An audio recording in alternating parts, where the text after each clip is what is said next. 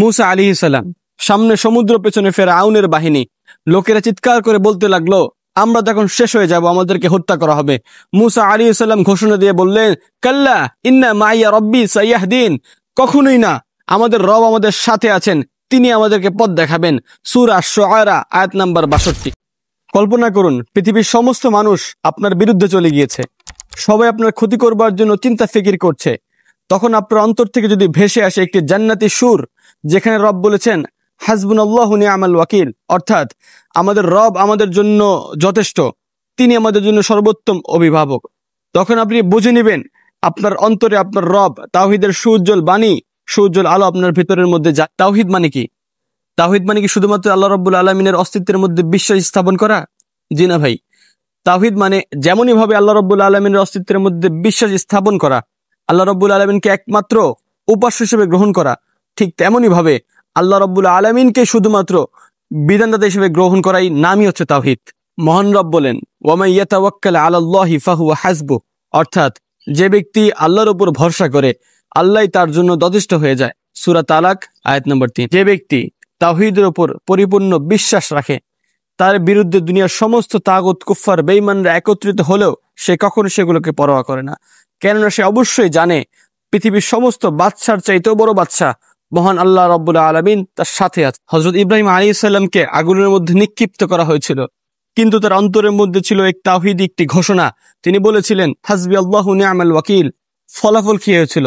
ফলাফল হয়েছিল আগুন তার একটি পশম পর্যন্ত পোড়াতে ব্যর্থ হয়েছে এবং তার জন্য শান্তি এবং নিরাপদে পরিণত হয়ে গিয়েছে। মুসা আলাইহিস সালাম, সামনে সমুদ্র, পেছনে ফেরাউনের বাহিনী। লোকেরা চিৎকার করে বলতে লাগলো, আমরা তখন শেষ হয়ে যাব, আমাদেরকে হত্যা করা হবে। মুসা আলাইহিস সালাম ঘোষণা দিয়ে বললেন, কাল্লা ইন্না মাইয়া রব্বি সাইয়াহদিন, কখনোই না, আমাদের রব আমাদের সাথে আছেন, তিনি আমাদেরকে পথ দেখাবেন। সূরা শুআরা আয়াত নাম্বার ৬২। এভাবেই সর্বদা যুগে যুগে তাওহীদ হয়েছে চির উন্নীত এবং তাগুত, কুফফার, বেঈমানরা সমূলে ধ্বংস হয়েছে। যে ব্যক্তি আল্লাহ রাব্বুল আলামিনের গোলাম, সে ব্যক্তি আর কারো গোলাম হতে পারে না। সে না ভয় পায় টাকাকে, না ভয় পায় ক্ষমতাকে, আর না ভয় পায় মৃত্যুকে। সে শুধুমাত্র ভয় পায় এক মহান রব্বুল আলামিনকে। তাই সে সর্বদাই সত্য কথা বলে, মিথ্যাকে না বলে, অন্যায়কে কঠিন হস্তে দমন করবার চেষ্টা করে এবং মানুষের প্রতি সে সদয় হয়।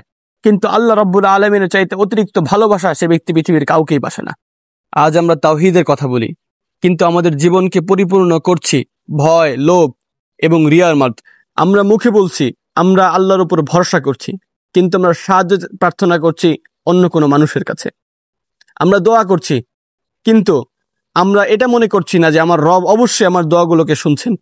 এটা তাওহীদ নয়, এটা শুধুমাত্রই গালগপ্প। তাওহীদ এমন একটি আলো যা শুধুমাত্র মানুষকে বাঁচায় না, মরণকে করে তোলে অনেক সুন্দর। সাল্লাল্লাহু আলাইহি ওয়াসাল্লাম বলেছেন, যে ব্যক্তির শেষ বাক্য হবে লা ইলাহা ইল্লাল্লাহ, সে ব্যক্তি জান্নাতে প্রবেশ করবে। সহিহ মুসলিম। সুতরাং হে প্রিয় ভাই, চলুন আমরা আমাদের হৃদয়কে শুদ্ধ করি, ঈমানকে একনিষ্ঠ করি, তবেই আমরা আমাদের জীবনের সর্বোচ্চ সফলতাকে আমরা খুঁজে ফিরবো ইনশাআল্লাহ আজিজ। তাওহীদের শক্তি আমাদেরকে প্রকৃতরূপে মুসলমান বানায়। আর যারা সত্যিকারের মুসলমান, তারা কখনোই পরিপূর্ণরূপে দুনিয়াকে জিততে পারে না। তারা নিজেদের তাওহীদকে পরিশুদ্ধ করে তোলে এবং রবের সাথে নিজের সম্পর্ককে গাঢ় করে। আর এই বাক্যটি আমাদের জীবনের সবচেয়ে বড় শক্তি। সেটি হচ্ছে লা ইলাহা ইল্লাল্লাহু মুহাম্মাদুর রাসূলুল্লাহ। আল্লাহ ব্যতীত আর কোনো মাবুদ নাই। নবী করিম সাল্লাল্লাহু আলাইহি ওয়াসাল্লাম আমাদের রাসূল। আল্লাহ ব্যতীত আর কোনো মাবুদ নাই। নবী করিম সাল্লাল্লাহু আলাইহি ওয়াসাল্লাম আমাদের রাসূল।